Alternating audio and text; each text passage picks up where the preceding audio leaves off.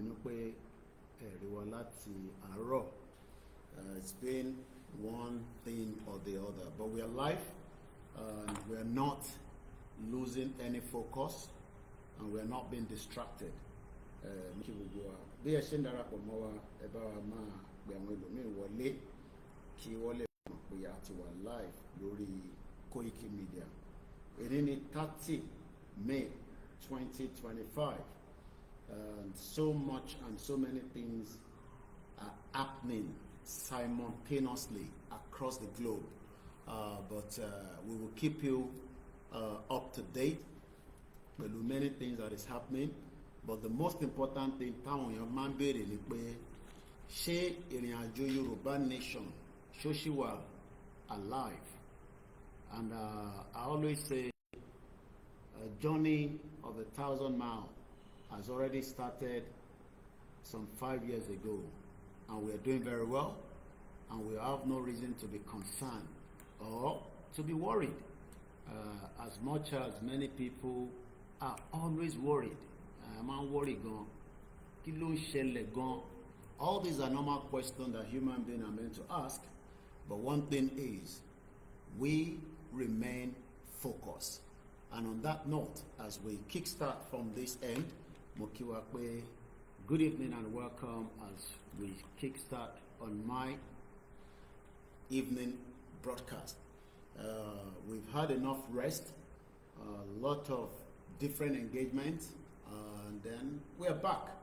I've been trying to come online lateral, but my hands have been very full, and I know many of you are waiting for all different updates, which is normal, but like I said, Babawa Professor Akintoye spoke to us yesterday on the Yoruba World Media. I was watching it as well, as many of you were also probably watching as well. And one thing Baba said is that we are still on the right track, and that means there is no cause for alarm. As long as nobody sees cause for alarm, it does not matter what you feel. Like I always say, we have leaders that are capable and they know what they are doing, and they're working to make sure that our exit out of Nigeria is their priority as quickly as possible without any much delay. But being consciously, there will always still be the ups and downs. We will not be fully ready, but we will still go ahead as our leaders have stated as well. So as I'm going to be getting you prepared for tonight's broadcast, the same thing and the same thing. Tinubu cannot lead Yoruba people to a better life. Baba Akintoye will lead us to a better Yoruba country. That is far better than being part of Nigeria. So Mokiwa Kwekale, Emma Bino, I should have been out like I said, but my hands have been very, very tight. I should have been live since morning, but my hands are tight. But that is the fact that I'm live right now. So gbogbo entertain dúró kí ló ń ṣẹlẹ̀ àgbọ́n kankan mọ́ ìrọ̀lẹ́ nípa gbogbo wa la gbọ́ bàbá ti sọ̀rọ̀ lánàá ìyẹn Professor Akintoye. My job is just to highlight it, but apparently I don't know what has gone wrong with the Yoruba World Media YouTube channel. They are aware of it because I've called their attention to it, but it seems that the channel is down right now.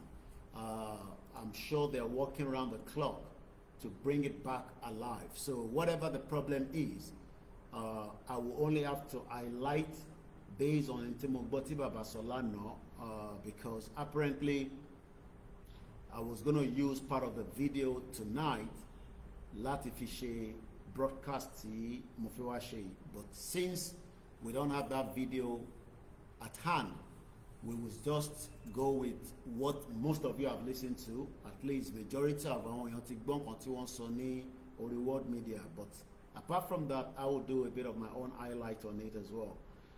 Many people always call me and say, like I always say, the leaders are Baba Akintoye, and they are not at fault at anything. But every time people come on my platform, they always believe that whatever I'm saying or Intibaso is based on my own say. Whatever we say on this platform is still the say of our leaders, and nothing has changed. We sing Kontepa Bonibi by, it is the directive from the top. And if we are still saying the same thing, that means instruction is still being followed. But because I want to twist ọ̀rọ̀, and I know how our people are, they want to twist things and they want to put the blame and put things and say, ọ̀dọ̀ Koiki Media láti gbọ́. But rather than everybody to say that this is what our leaders are saying, they always want to say ọ̀dọ̀ Koiki láti gbọ́ because of my own relationship and my own stake in this movement. And there's nothing wrong in that. In Baba Akintoye ṣì ń sọ ni pé the rally will go ahead. He has not given a date. I have come out to say it is going to be made based on what they have said at the beginning of last month during the London summit. But whatever the case may be, the rally has not been pulled off. The rally has not been said it's not going to come across any time. But one thing is, we will continue to mobilize and we will continue to prepare. No matter how much we prepare, there is still going to be danger ahead because ìlú tá fẹ́ kúrò nínú ẹ̀ is a very big country, and I will be thanking somebody in America that sent me something that I'm going to use as my case study tonight. Nítorí pé kò sí bí a ṣe lè gbáradì bàbá jáde náà, we will have to expect multiple things that might start unfolding. But we are not scared of all that. One pè ìlú kan ní Western Togoland. I'll be telling you some of the updates that has relationship to Yoruba exit from Nigeria. But for now, mo kí wa pé ẹ káalẹ́ and welcome as we kickstart the late night broadcast. This is not a broadcast that you come in and you want to run out. It will take some time before you understand where we are going. But tó bá yẹ pé kò fẹ́ kó ra wá gbọ́ and you are going to run away and you are not listening to the 3 hours, most people want to see headline. Headline nìkan lè máa wà interested. Ẹ fẹ́ mọ̀ kí ni kókó tó wà nínú broadcast yẹn. The fact is that Baba Akintoye spoke yesterday and he has still assured that the rally will still come up, but we should be patient. We should not lose focus. Kinto Vasori program, Molowo meaning lose. L-O-S-E. Lima Oscar Sarah Echo. The word lose is a very, very important word. Be deprived or cease to have or retain something. Affect the country. About to lose focus. The country is not going to be something that we will have again. And we might not have it again for the next 350 years, 10 years, 20 years. It does not matter. But Taba remain focused. That means we would achieve our aims and objectives. One thing I need you to understand is that many people want you to lose focus. Who are those individuals? The criminal politicians from the top to the bottom. Not àwọn tajọ́ Yoruba nation. Not àwọn tó fẹ́ country. But the politicians want you to lose focus by distracting you with many things in Nigeria. But àwa tá fẹ́ kúrò ní Nigeria, we must be adamant. Ẹ̀mí wa gbọ́dọ̀ strong. Ọkàn wa gbọ́dọ̀ yí gan. No matter what their fight to take us into Nigeria, we must continue to push it back. We don't want to be part of Nigeria, and that's a fact. Nigeria died a long time ago, but they're trying as much as possible to revive it. But one thing we need to say to them is that we will kill Nigeria. Nigeria will be destroyed. Ẹ má worry nípa gbogbo tó ń ṣẹlẹ̀, even in Finland, because part of that will make some of you to be scared. Koiki, careful. So to this Simon Ekpa, one trial lọ́wọ́. It is part of it. Ẹni tó bá ń jàjàgbara ó máa retí many things. Is either you die, or you are alive, or you will be in the prison. Ìkànnì mẹ́tẹ̀ẹ̀ta ni. Mandela was called a terrorist. Today, Ere Mandela wà ní United Kingdom opposite the parliament. So ẹ má feel sad pé wọ́n ti mú Simon Ekpa, wọ́n ti gbé wá sí court, inú ẹ̀ ó ti darúgbó, ó ti ṣe kìnnìkan. Simon Ekpa is not concerned, is not worried. He's focused. Nigeria will have to send representative to Finland láti lọ defend ara wọn. So I am bringing all this up because I know some of you will start sending messages to somebody like me. I don't want anybody to call me and distract me.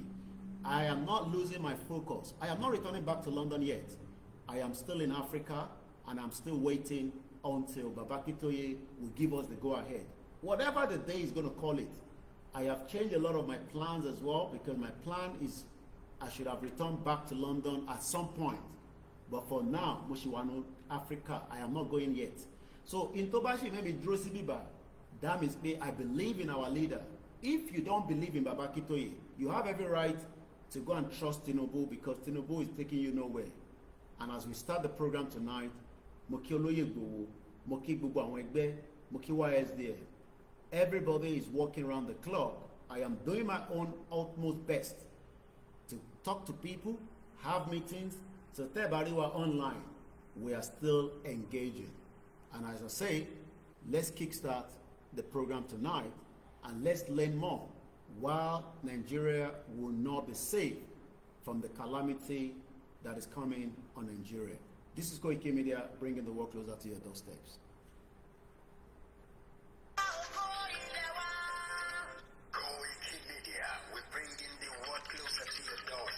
I share program while we're also setting up the remaining part of the broadcast.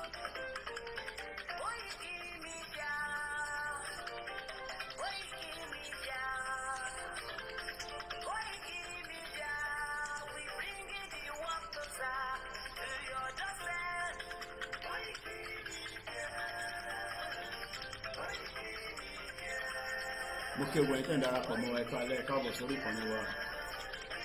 Mo kí ẹ̀yin obìnrin, mo kí ọkùnrin, mo kí ọmọdé, mo kí àgbàlagbà ní gbogbo ìpínlẹ̀. Ẹ bá wa pín ètò yìí. Ẹ káàbọ̀ lẹ́ẹ̀kan sí i. Bí mo ti ṣe ń kí gbogbo ẹgbẹ́, mo kí multi faith, mo kí young camp. Mo kí gbogbo ẹ̀yin bàbá wa, mo kí ìlànà ọmọ Oòduà. Mo kí gbogbo àwọn tó ti kú kọ́lọ̀ fún ìjì wọn. Àwọn takò láyé náà la máa gbà fáwọn tí wọ́n ti kú.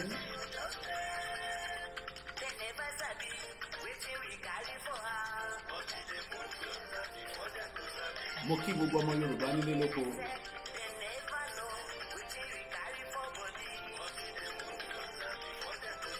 Kò sí ọ̀nà àbáyọ kankan, òun ni pé kólúkálukú dá dúró, òun ni ibi tó kù sí.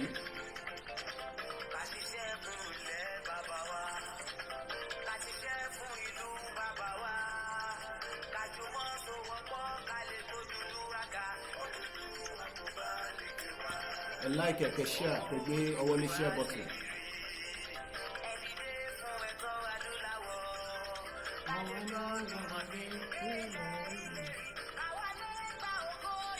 Láàrin Baba Akintoye àti Tinubu ò lè gbé wa lọ anywhere.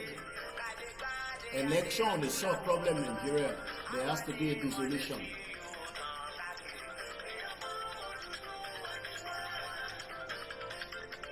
Mo kí mọ́ sí mi dáadáa, mo kí àwọn ọmọ Oòduà káàkiri gbogbo àgbáyé.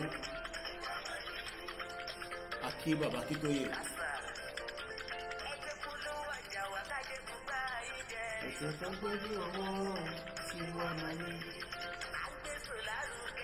A very good evening to those of you that are joining us on all the platforms. Our MixLR is not live because I think sanwó fún MixLR. So, MixLR, we're very sorry you will not be able to listen to us on the MixLR. Owó ó ṣe pàtàkì àti sọ fáwọn èèyàn wa. You don't pay for the service, you are not going to get the service. So, ẹ má bínú tí ẹ ní gbọ́ wa lórí MixLR. Tàbá ti lówó ni àti sanwó fún wọn. Since we don't have the money, we could not pay, and that means MixLR is not live. But all other platforms are free and they're still live, even though pay àsanwó fún wọn.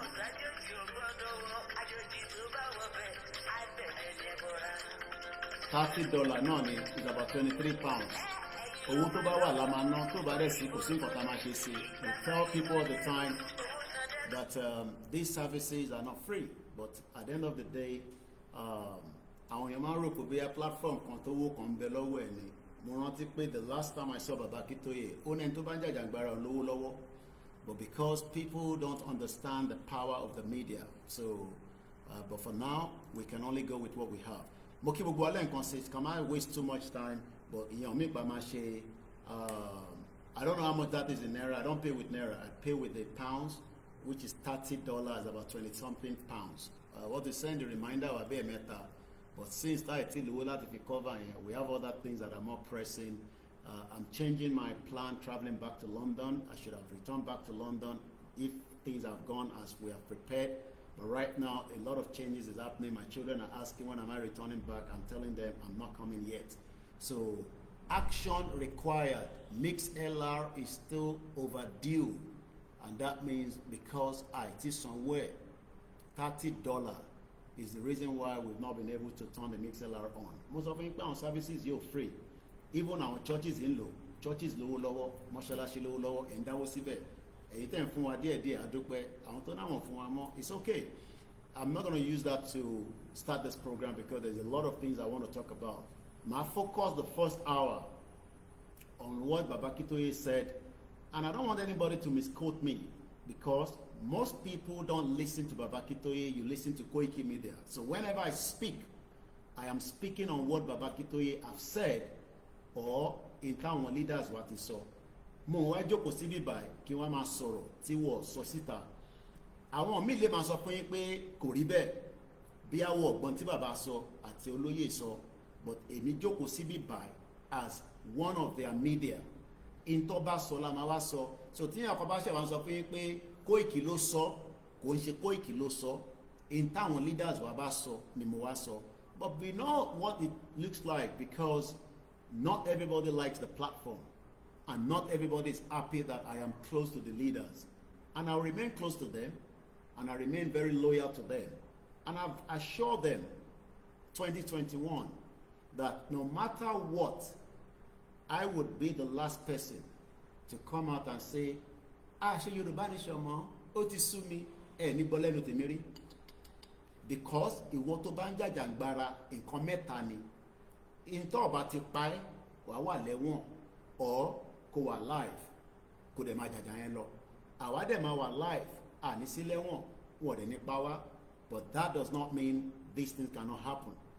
Ibi tá à ń gbé láyé nísìn, there are many people, wọ́n wò mí báyìí o, ẹlòmíì nísìn bó ṣe fẹ́ gbé nǹkan jẹ fún yàn ló wá báyìí. Ẹlòmíì bó ṣe fẹ́ mọbi tó wà tó máa ambush ẹ. I don't trust anybody like I always say. I only trust myself and that remains so. Ìyẹn àwọn àmì ìgbà ní báwọn èèyàn ṣe. But the fact that I am a strong stakeholder in this movement, and I still remain a strong stakeholder, I have to be very careful. But one thing is, in tí Baba Akintoye bá sọ, àti Igboho bá sọ, ni màá wá sọ. Ní sọ nǹkan tó yàtọ̀ sí nǹkan táwọn méjèèjì bá wá sọ, pẹ̀lú Ẹ̀mọ̀lá àtàwọn leaders wa. Let's start the anthem and then we go straight into the broadcast this evening. Mo kí gbogbo alẹ́ nǹkan sí. Settle down, don't rush. It's not going to be a rush program. I don't rush my program. If I can do 4 hours, I will do 4 hours. If I can do 2 hours, I will do. One thing is, Yoruba Nation, Oduduwa Republic will be an independent country because the end of Nigeria, Olantan lọ́wọ́lọ́wọ́, mo kí gbogbo ẹlẹ́n kan ṣẹ́ká bọ̀ sórí kan ní wa.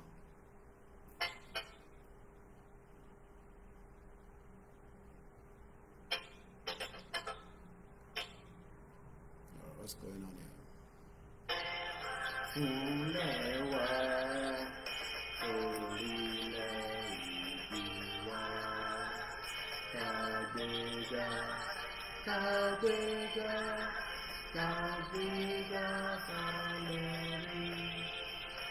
Ìgbàgbọ́ wa ni pé àti bẹ̀rù làbọ̀ mọ́, àṣìṣe, àṣìṣe. Àṣìṣe kájọlá, ìṣọ̀kan tòmìnira, ìgbéjẹ́ ká máa lépa, tẹ̀síwájú, ọ̀pọ̀ ire àtúntòdára ọmọ Oòduà dìde ọ̀sìn ipò àtọ̀rọ̀ ìwọ ni ìmọ́lẹ̀ ògo adúláwọ̀ àwa ni ìmọ́lẹ̀ ògo adúláwọ̀. I always try to check my TV torí ẹ̀yin tẹ́ ń wò lórí TV tẹ́ wà lórí WD, so mo máa fi make sure pé camera yẹn wà set properly. Ẹ má worry nípa yẹn bàbá mi báńkì, you know, I'm sure by now even if tó bá sọ fún yàn yẹn máa mọ̀ yẹn. Let's remain focused and let's not lose our mind. Mo kí wa pẹ́ kálẹ̀. Moki Momsimi, I've cited her and I've also cited my in-laws. Moki àwọn ìyàwó mi, moki àwọn ọmọ Oòduà. I've just been telling them a change of plan.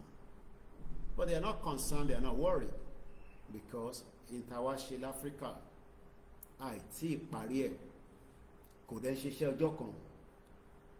Ẹni tó bá rò pé bóyá iṣẹ́ ìjọ kan ni Yorùbá nation, a jẹ́ pé irú àwọn èèyàn bẹ́ẹ̀ wọ ọmọ ń ta gbé dání. Mo ń bọ̀, mo fẹ́ set up Instagram mi níbí báyìí. Ẹni tó bá rò pé this movement, mo kí gbogbo wa, I'm going to go straight to the broadcast rather than mentioning names and all that, torí àsìkò, even though we are still going to run a full broadcast. Gbogbo ẹni tó bá má bínú, I didn't know that the camera is not on here. Why is my camera not on? Ẹ má bínú, èèyàn wa ní integrated. Something else over.